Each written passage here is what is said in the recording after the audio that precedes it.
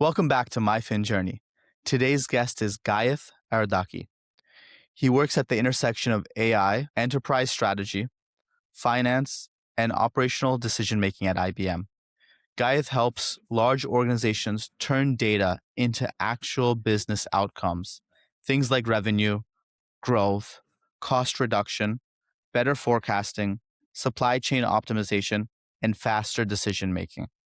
And what makes his perspective so interesting is that he doesn't just come from the technical side. His background includes deal structuring, valuation, portfolio strategy, and capital allocation, which allows him to connect AI and data directly into financial outcomes. If all of this sounds like gibberish, that's why you need to tune into this episode.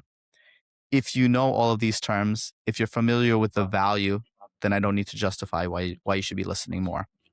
Guy's background, what he does, it's all very impressive. But honestly, in preparation for this conversation, what was most impressive to me is his mindset, his vision. That's what's truly inspiring. Ghiath, welcome to MyFinJourney. Thank you. Thank you for having me on this episode. Oh, it's our pleasure. Before we dive into your vision and what you're working on and how you want to be helping other people, I really want to understand what you've done to date that's got you here. So today I work day job, right? Sales specialist, data and AI. AI is the key word today. Everybody's throwing this word around, but really it's important. It's going to change the whole world that we know in the future, right? But what got Ghiath into AI in the first place? Background is in industrial systems engineering. So the focus in that major is all about optimizing processes. AI process into that where we're trying to cut the time, cut the waste, and just kind of get the work done. And also, I've had an internship with T-Mobile in systems architecture, as well as I've had several other internships in mentorship and sales, right? So very relationship forward driven kind of career. So from a jump to a jump, we landed into the sales specialist account executive kind of role here at IBM, like I mentioned, where or you also described, where we're trying to help other companies with AI and data, but from a relationship perspective and revenue as well. That's beautiful. Beautiful, guys. Now, I know sometimes, families grow up with a certain mentality of, hey, you have to do this to be successful. And every culture is different. In Scandinavian countries, it's like the teacher is the highest, Mhm. pedigree job. In the US, typically it's your doctor, engineer, lawyer. That might change with AI. Maybe 5 years ago, if somebody was going into college, they would say, oh, just become a software engineer. It's a low risk job. You don't need to go to school for 8 years, etc. Now AI is changing that. From your perspective, guys, I feel like you've been through your own journey. And I want to understand maybe what did you experience growing up from a societal norms perspective?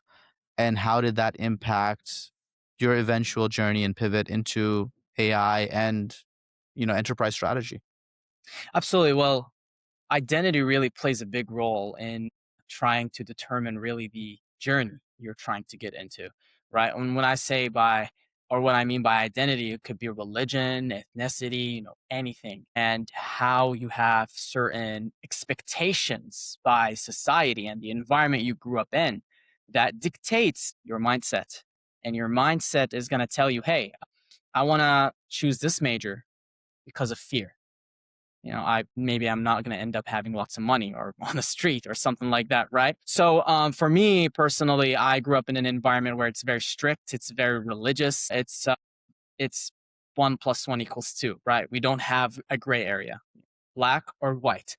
You either become a doctor or you end up on the streets, right? You either go to the religious institution, the mosque, the church, or you're whatever, right? So there was no sort of flexibility.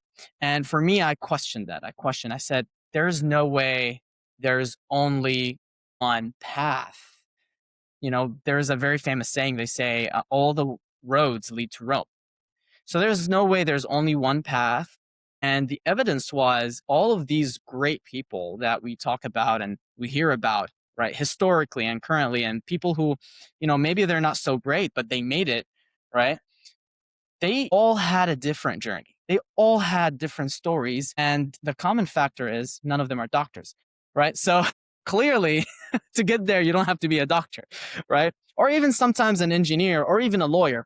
So the society I grew up in, engineer, doctor is really what is the most respected, and obedience is what is expected, right? And, you know, didn't grow up in a place where I'm allowed to even speak against the government. So that also plays a factor. And that government's focus was, hey, let's keep these people busy with trying to find just food so they can survive, right? Survival mindset. And that really crushes you because it puts you in a mindset of scarcity, right? I need to get this, I need to keep it and hold tight to it because otherwise I'm gonna miss that, right? And again, for me, my ambition was really fostered by my father, who passed away when I was at the age of 15. So that was kind of a very big point in my life. I recall when I was 12 years old, my dad, he was watching TV. They were talking about like Bill Gates, you know, and his history and stuff like that, and documentary of sorts, an interview of documentary of sorts. And he's like, "Hey, Ghiath, did you hear what he said?" And then go, "What? I didn't hear anything. I wasn't paying attention. I was playing video games." He's like, "Well, Bill Gates made his first contract when he was 14 years old. How old are you again?" I say, 12. And he goes, "Where's your contract?" I'm like, interesting. And I think the really breaking point as well was, you know, we grew up, the normal thing is you go to school, play video games, you fight your mother or dad over playing video games, and you don't want to go to like do your homework or go to school or anything like that. You want to stay up like an hour extra late, watch cartoons. And I really remember in my head playing this one Sonic game. I loved Sonic growing up, right? And I'm like, I wish they put this character or designed this character or do something like that. But in my head, I would always shut myself down because I say, what am I talking about? Like these people are like people we can't reach, levels of like unreachable. That's really how I thought things worked until when I was 10, my cousin comes to me and he says, hey, let's create a manga together. And I go, what are you talking about? He said, you know, like Naruto and stuff like that. Let's do that and let's put it out and let's let people read it. And I'm like, that doesn't work like that. No, you have to be like from God, right? You have to be like born like this. He goes, no. How do you think all these companies and these products and these things are made? And he was like 12 at the time, right? I go, I don't know. Like you're born into it, you know? Sonic was there when I was born, so I guess he's born too. God created him, you know? He was like, no, no, no, no. You can actually make your own Sonic-like thing. I'm like, whoa. So I go to the internet and I try to like fact check this, right?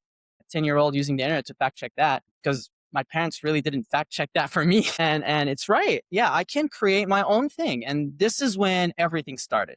This is when that curiosity of like, okay, there is a different path than the one that I was told started kind of getting there.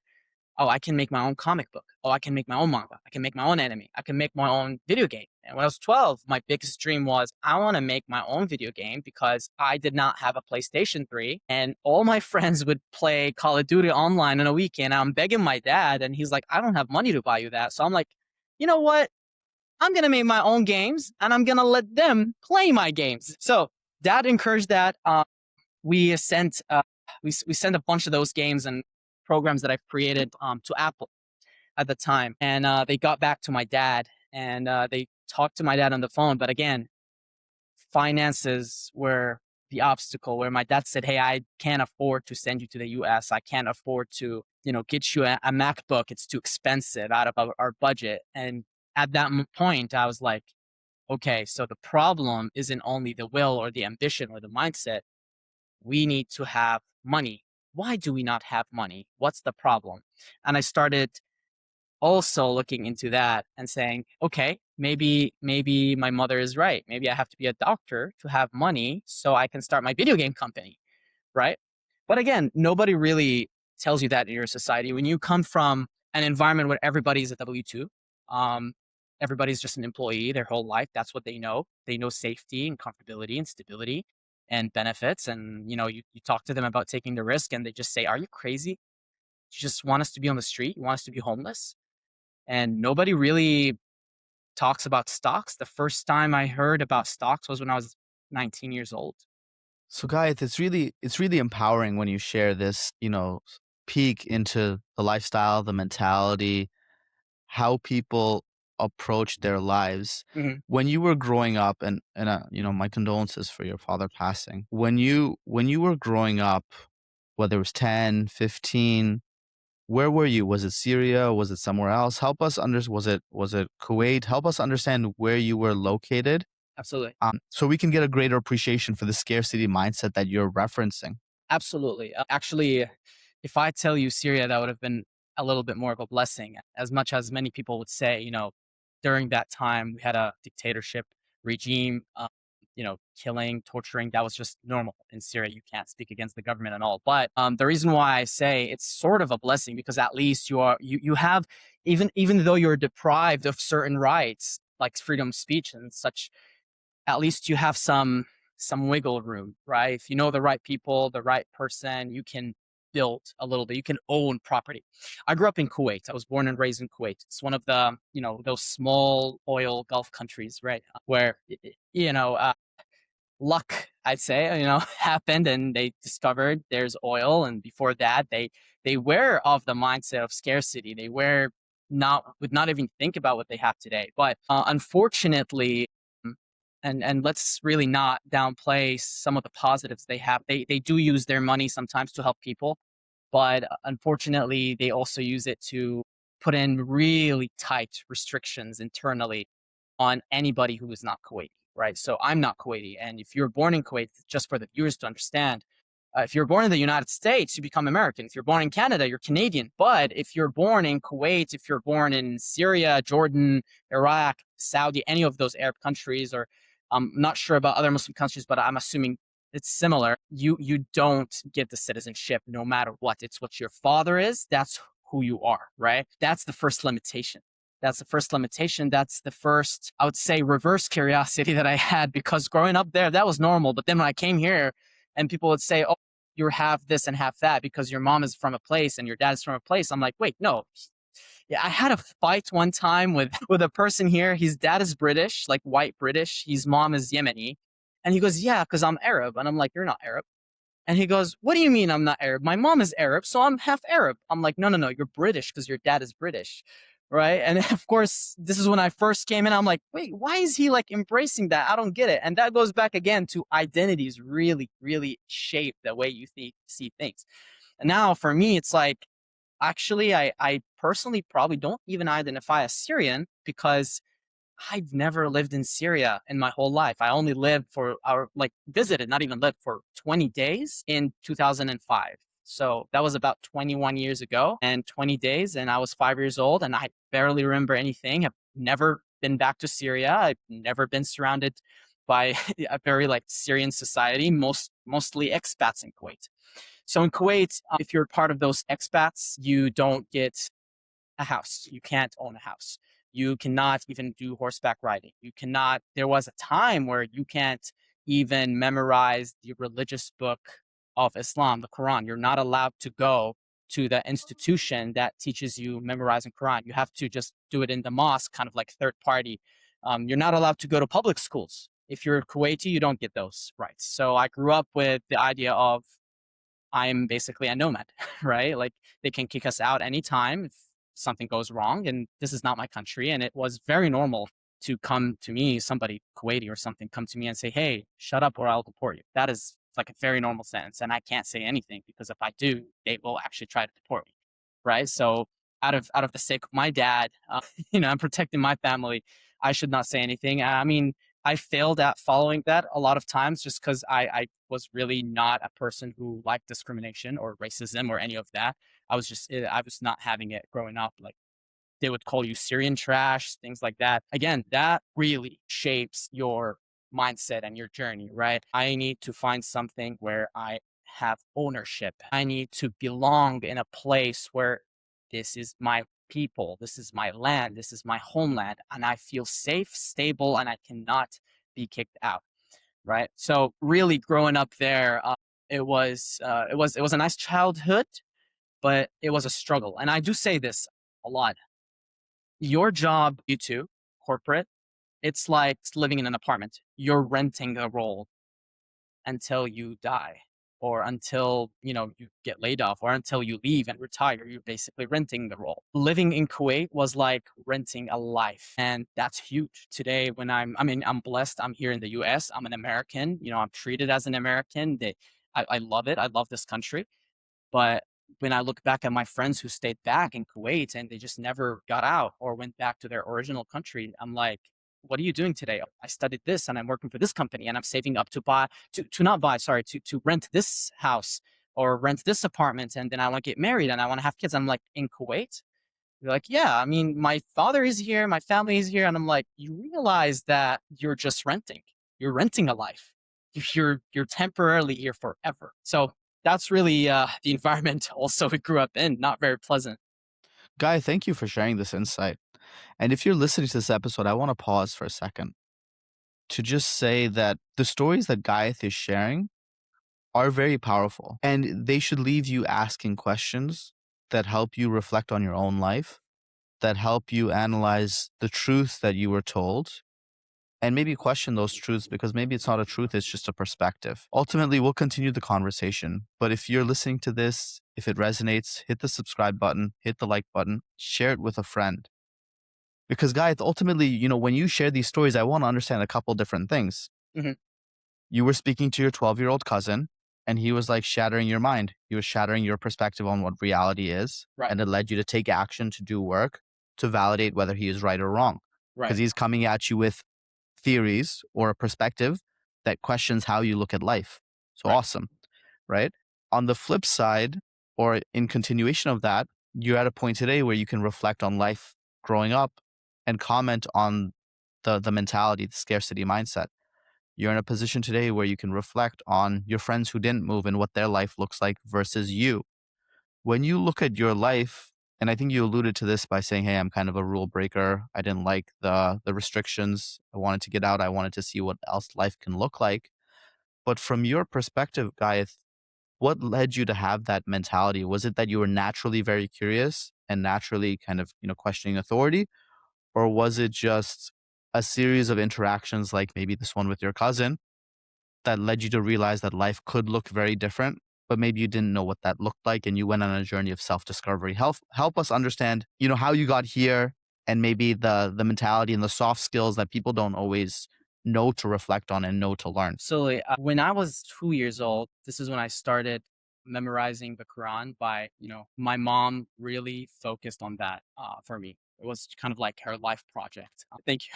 But, at a 2-year-old being exposed to the kind of wording that the Quran, or really any religious scripture out there, talks about, the topics are not something that, if you're going directly to the source and it's not being presented in a kid's version way, it's very deep and it makes you stop and say, hey, what is this word that I have no idea what it means? And you're expecting me to memorize it verbatim. Like, the Quran and religious texts are very like sacred, right? So you cannot change the wording. So you have to memorize it literally. And I'm like, it's a tough word. I don't know what it means. It will help me understand what it means to memorize. So, my mom didn't have a choice but to try to help me understand. And then I'll be like, oh, whoa, wait a second. That's not what I see every single day. Oh, the Quran is speaking about this. It's saying, hey, if you do X, Y, and Z, then this is the result or this is the outcome. I'm like, how come people don't do that? Or how come this is not the situation? There's a lot of moral stories there. Any religious text could teach you that. And I always kept questioning the reality around me because of this, right? And of course, having different environments and different kind of people who start kind of reflecting on those stories, especially if you have like stories of the prophets, which was one of the most favorite thing I've ever had in my life growing up. I love learning about the prophets and companions and like history and all of that. And you look at their message and it's always been, hey, you're not small.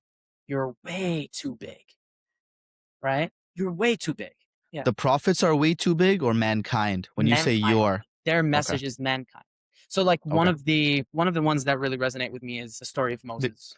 right? Because what you're about to say is like very basic, but it's so profound that people never realize how amazing creation is. So Oh, sorry, absolutely. please continue. And man was never made, humans in general, we were not made to be insignificant. And God did not create us to be insignificant, right? Can we And pause here for a second, yes, Ghiath, if go you ahead. don't mind? Yeah. Do you think the American government, the Syrian government, the Kuwaiti government wants people to be significant or insignificant?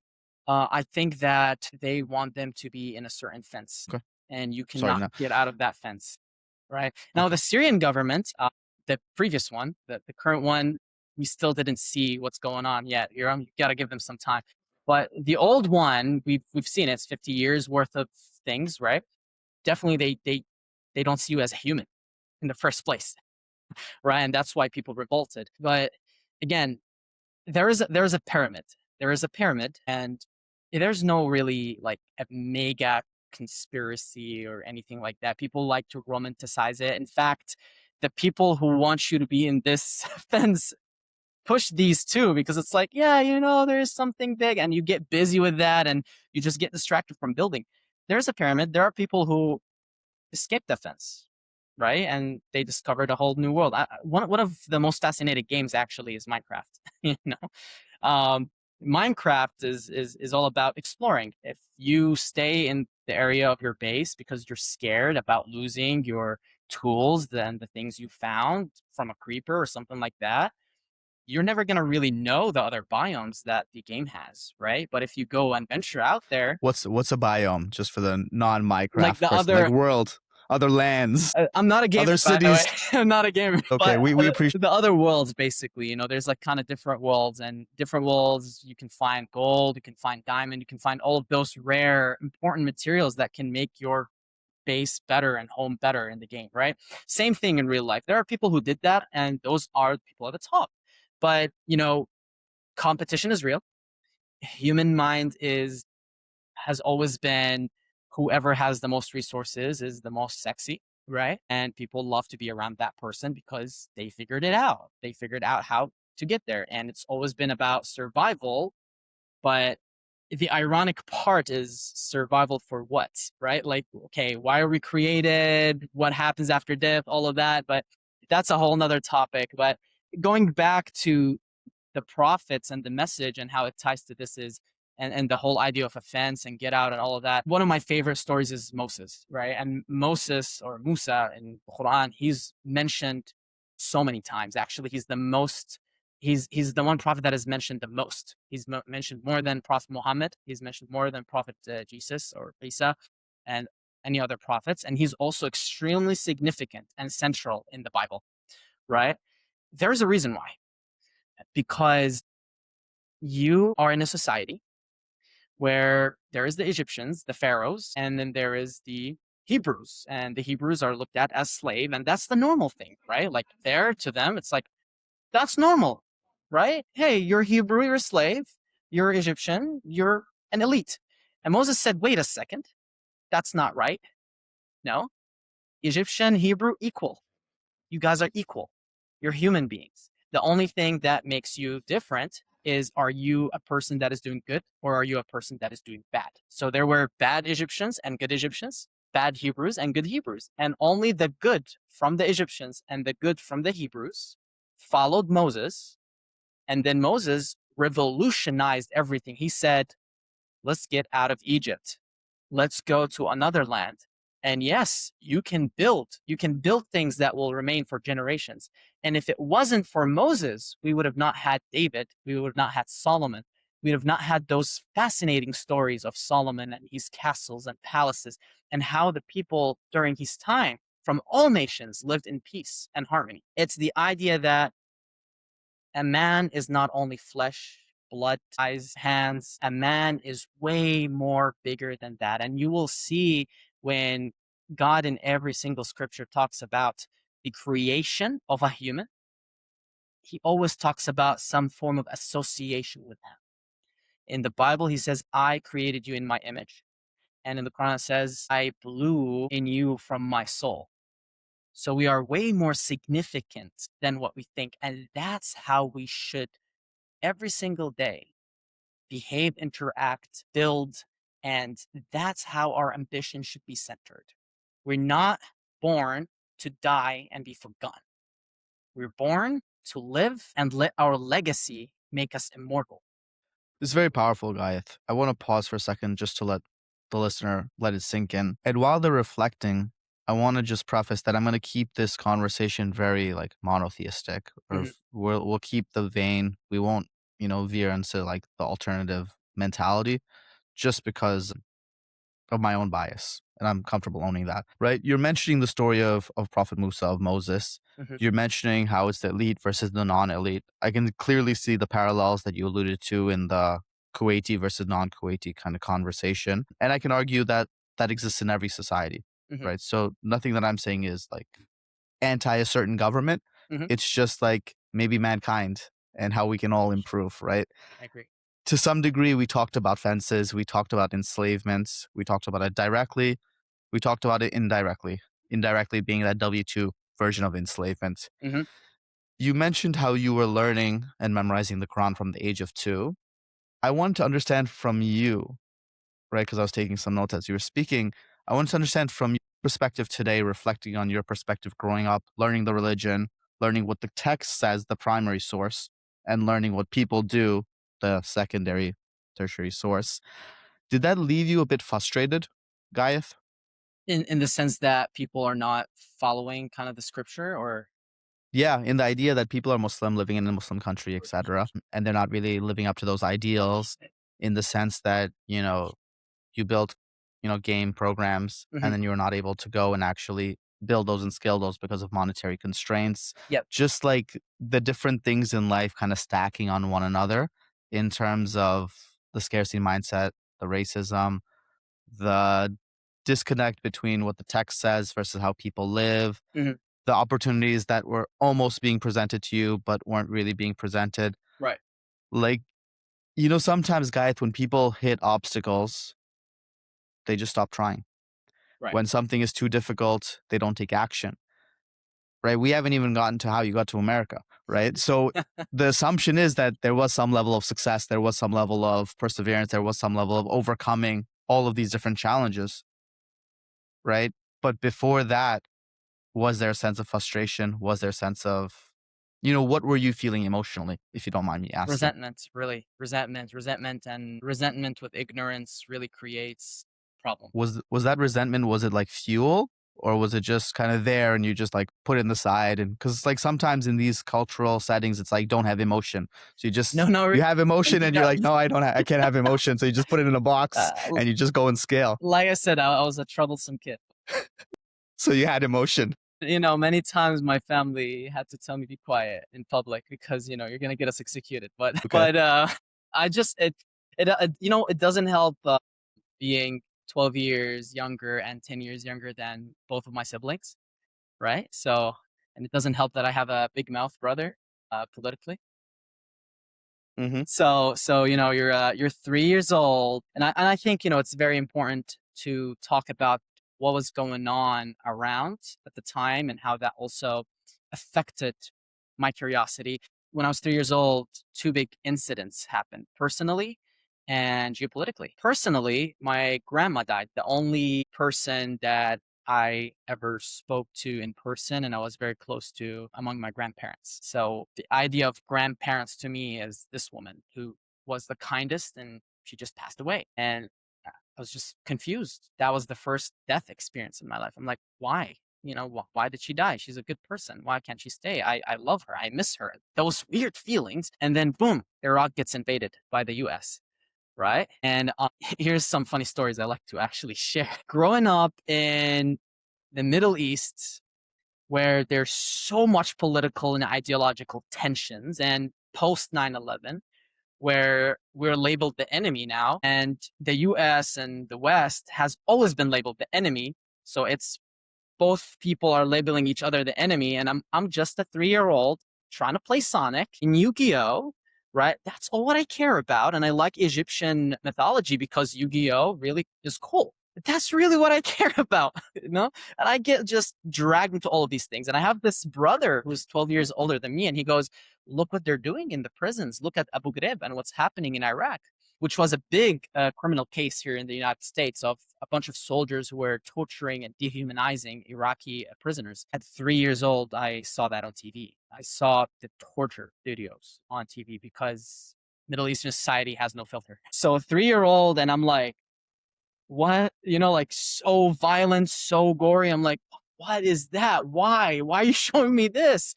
I don't want to see that. And they just kind of like normalize that. That's like, this is what people are going through, right? And they start telling you, these people are doing this to you, right? Same thing here in the United States. They tell them, hey, look, boom, explosion, Arabs, Muslims. These people are doing this to you, right? Really, we need to work on our communication. We do really need to work on our communication, and there would be no violence if there was communication. And let me tell you a little funny story, right? I traveled to the US when I was like 8 years old. We were visiting, right? And my conscious at that time was shaped by those experiences, and everybody saying, oh, hey, these people want to kill you. So I'm going to Heathrow Airport, and I see a bald, tall guy who resembles a Heathrow in England. Heathrow Airport yes, in England. Okay. London Airport. And I see this tall, bald guy who resembles a prime minister of a certain country. And I'm looking, and I look at my mom, and I start like, holding her. I'm like, Mom, they're here. They brought them to kill us, Mom. They're here, Mom. We have to hide. No, I'm going to die. She's like, calm down. Nobody's going to kill us. What are you talking about? I fly to America, and I see this guy, and he looks a little Texan, a little like gray hair, whatever. And he comes in, and he's trying to like grab our luggage and help us, he sees me and my mom. I was like 8 years old at the time. I'm like, Mom, George Bush looks so nice. He's such a nice guy. Why is everybody talking bad about George Bush and he's killing Iraqis and all of that and back home? She's like, what are you talking about? I'm like, that guy, he's George Bush, isn't he? So I'm like scared. I come back, and everyone back home is either like, oh, wow, you're so cool. You went to America. Everyone wants to go to America. Or they're saying you're a traitor, betrayal. How could you go to the enemy? All of that. And I'm just confused. I don't get it. They're humans like me and them. Why is everybody talking like that? So to me, I'm like, they actually are very cool people. They're fascinating. And there was a lot of things I can do over there I can't do here. Wait a second. Why can't I find this video game in Kuwait, but I can find it there? Why can't I find this technology here, but it's there? All of these question marks. And I want to pause here for a second. And I know there are people who are going through that. There are kids who are going through that. There are teenagers who are going through that. And what really motivates me as well to be on here and to try to talk about my message, right? And the mindset of scarcity versus abundance and all that is, I want those kids to hear this. I want those teenagers to hear this and to be heard. I was one of them at one point, and I just wanted to speak to somebody.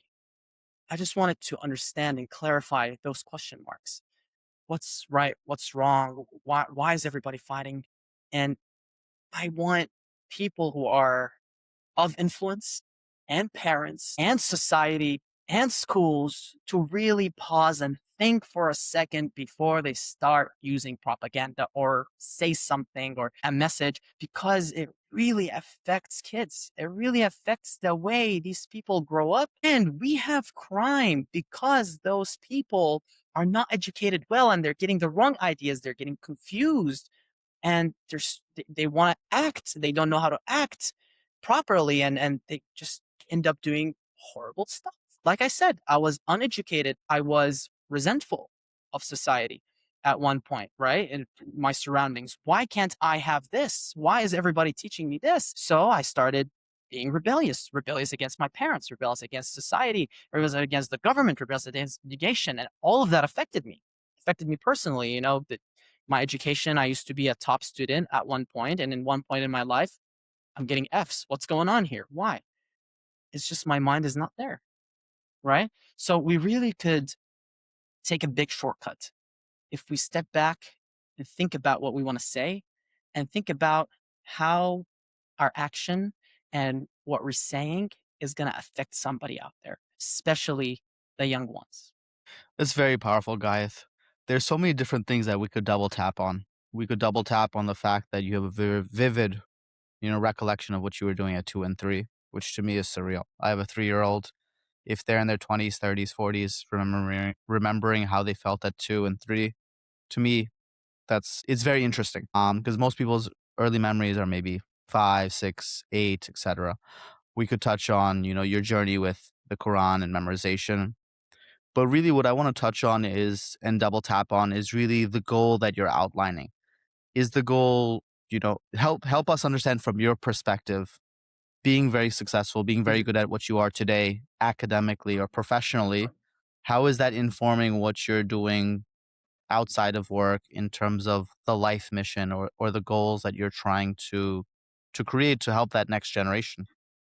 So one of my initiatives that I like to talk about and I'm very proud of is I focused on being a mentor for many kids, 9 years old and up. I take sometimes less than 9-year-old, but, it gets a little messy. But, I focus on being the mentor who talks to them about financial literacy, try to get them busy with skills that really helps transform their life, right? They're not gonna be Ghiath, who was asking his dad for money for PlayStation 3, or Ghiath, who was asking his dad for a MacBook because he wants to be the next Steve Jobs and, have his apps and things on Apple, right? They understand how they can do it without money, and they understand how can they make money so they can use that money to continue to scale it and grow it, right? It's nice to play video games. I encourage gaming. I encourage, gamifying things, and that's also one of the aspects that I do in my mentorship. I actually in my platform, I have educational games that are actually fun. You know, they're not like those click time type of games. They're actually like, your Angry Birds kind of games. So the kids love them. The kids always praise those, and they they tend to play and talk to you. You gotta make them enjoy coming to this place and enjoy learning about finance. The reason why I picked finance is I've actually tried many things. I tried history before. I've tried science, math. Every kid's enemy is two things: broccoli and math, right? So stay away from that, right? So finance is because it's really a topic that they're like, whoa, I've never heard of this before. And it's that novelty. It's the psychology of it, right? Novelty. Novelty is something humans love. And if you direct this novelty towards something as $10, $20, $30, $40, now I can do something with it and start a new thing, start a nonprofit. I can start a campaign to help kids that don't have water, for example, right? They don't have access to water. That really resonates with them. And finance means we're going to talk about wealth.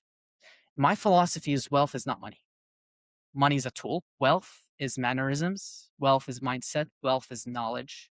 You cannot and you will never be able to be wealthy with money if you don't have knowledge and intellectuality and education.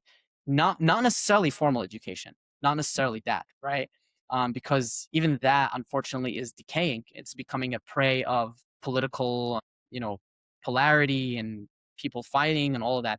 No, I'm talking about the ability to read books, the ability to listen to mentors, the ability to be around people who are much older than you. And I think personally, the reason why I believe in that, because like I said, my brothers are 12 and 10 years older than me. So I've always been surrounded by people who are advanced and would tell me, hey, here is a little bit of time travel. 10 years from now, that's what's going to happen. That's how you should think. I mean, I recall when I was 5 years old, my brother was studying for his high school senior year exams, finals. I look at math, the math that he has, mind you, I didn't even learn about one plus one yet, right? I was 5. And I was looking at calculus and I found that cool. And I told my mom when I was about like 7, 8, I want to learn this like XY thing my brother was learning about and the D, whatever, I didn't know what it is, but I found it fascinating. So being around those kind of people in controlled environments, obviously, where parents are able to, foster a safe environment for the kids and they know who that older person is, that mentor, is very important for the kids. And this is not new. It was never new. The current system and the current society we have globally, and it's not globalization, it's before globalization, killed one of the most amazing things humans came up with, which is apprenticeship, right? When you're 8, you go to your father's shop, you start learning to work, and you start building skills, and you start making money. By the time you're 18, you probably are already scaling your dad's shop and you learned so much. We're replacing that with formal education. But the problem is, formal education is not really replacing those essential skills. It's just telling the kid, go, kill your brain, listen, go back home, redundant homework. It is made to produce W-2s. It's not made to produce self-sustaining, financially independent families before individuals. Because one of my main principles when it comes to wealth is that family should become first. Your motivation should always be not your son, not your grandson. 500 years from now, will your descendants say, thank you for building all of this, or will they curse you and say, we have to start from scratch because of you? So, Guy, this is a very interesting perspective because it almost feels like we're coming full circle from Ghiath, the troublemaker, or Ghiath, the one who doesn't follow rules, to, hey, Ghiath, who probably has very strong family values. That's probably more in line with your kids, sorry, your older brothers, your parents, etc. Ghiath, I want to touch on a couple of different things that you mentioned. You mentioned that you're helping 9 to 12-year-olds. Are those kids in the US? Are they internationally? Help us understand who that target audience is, if you don't mind, just in case the listener has a child and they're looking to, learn more about this. Absolutely. I'm targeting really nationally. My goal isn't really one specific country. I'm a humanist. I believe that we're all equal. And I believe that we should be working for the human race, not for a certain country only or a certain religion or a certain ethnicity. So my target goal is really anyone. So I do have international students. I have students in China, and I have students in the U.S., and I have students in the Middle East, and I have students everywhere. And like I mentioned, if we build that bridge, the world will be better. And what does that look like? Is it like a one-on-one type situation? Is it a one-to-many? Is it a platform? Is it a website? Like, help me understand if I was that 9-year-old listening to this podcast. The 9-year-old's probably not listening to it, but if I was that 9-year-old Impressive. listening to this podcast and I wanted to learn about financial literacy from Guy, how would I get started? What would that, roadmap look like? So I do have a website. It's starkcore.org, and it does have a platform. And we're continuing to develop that platform. We continue to improve it, and it's mainly one-on-one. We're trying to expand into workshops and group sessions and such. Certain individuals, certain families, unfortunately, they're not able to afford the one-on-ones. And like I said, I understand that. And my whole goal is to not make them broke, right? In the first place. So I want to provide alternatives that make sense, that are feasible, but then at the same time that really allow them to be able to one day afford this one-on-one. Understood. Understood. From your perspective, you mentioned that finance was the thing that no one was talking about, Right. and it reminded me of the idea of a purple elephant. I'm not sure if you've ever come across Yeah. this idea, but so then maybe you can explain it, and you can explain the mentality that led you to finance in a more granular, maybe in a more from a marketing lens, if you could. Well, absolutely.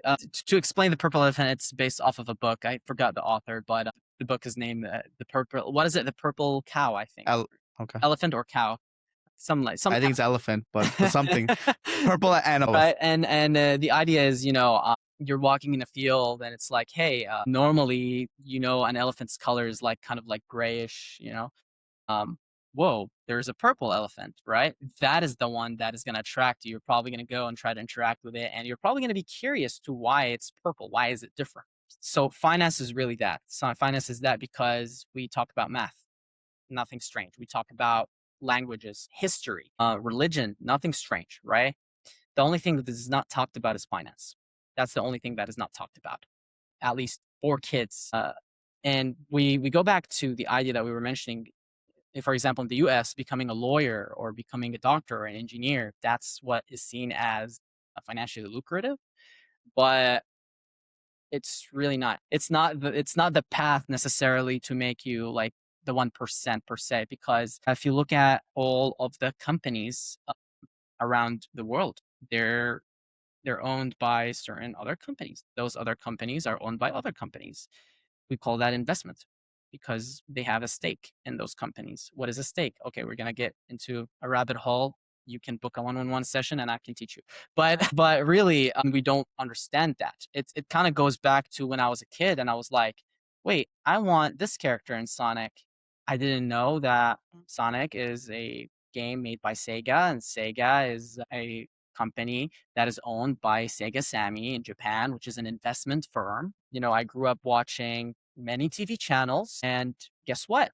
They're owned by one individual, Al Walid bin Talal, one of the richest men, Arab men in the Middle East, Saudi prince, right? So your favorite soccer clubs, they're owned by investors, Qatari investors, Saudi investors, Emirati investors, right? The reason why Twitter is called X is because Musk is an investor as well, right? He didn't start Tesla. He had enough cash to understand I can invest in the company and have majority stake, and now I can have power and control in the company. We don't learn about that, right? That is strange. That is different. And that attracts kids because it's like, oh, wait, I can change the world by understanding this concept. That is the key. Yes. From your perspective, Guy, how many how many past students and current students do you have right now in your platform? So total, we had about 50, around 50-ish. Again, it's the purple elephant, right? So it's like, what does this guy want, right? So some parents, it's just it doesn't get into their head. They think about, for example, oh, he's gonna teach them business and coding, and they see, hey, it's a whole different thing. It's like, no, that's not what I'm looking for. So it's very, very, very tough because you're basically trying to introduce a whole new way of basically educating. I've had also homeschooled kids. Homeschooling is also on the rise. It's huge right now, and one of our goals is we want to be the company nationally for homeschooling to provide homeschooling services. Awesome. Good luck, Guy, as you continue to scale. And it'll be interesting to see what your view is maybe 10, 15 years from now on the potential impact you will have made 500 years from now if you're able to help these 50 kids, 500 kids, etc., really build financial stability for themselves and their future generations. Guys, if somebody's listening to this, if they want to learn more about, the tutoring, if they want to reach out to you, what is the best way for them to do that? They can reach out to me through email, Ghiath, Ghiath, my first name, at StarkCore.org. That's the company's email. They can use that to reach out, or they can check out StarkCore.org. There's a bunch of information there on our services and also how they can set up an account and so on. Those I'd say would be the best way, and they can also reach out to me on my LinkedIn as well. Guys, thank you once again. This has been a very powerful conversation, not just because of your life journey and your life experiences, but how you've used that to continue to grow 1% every day, to really define and understand maybe your past and help you better inform where you want to be in the future, and how you've built a bridge not only to do that for yourself, but also a platform to help others do it for themselves as well. Guys, what we'll do is we'll include all that information in the show notes. We'll include your website, we'll include your email address, and we'll continue the conversation soon, guys. Have a good one. Bye.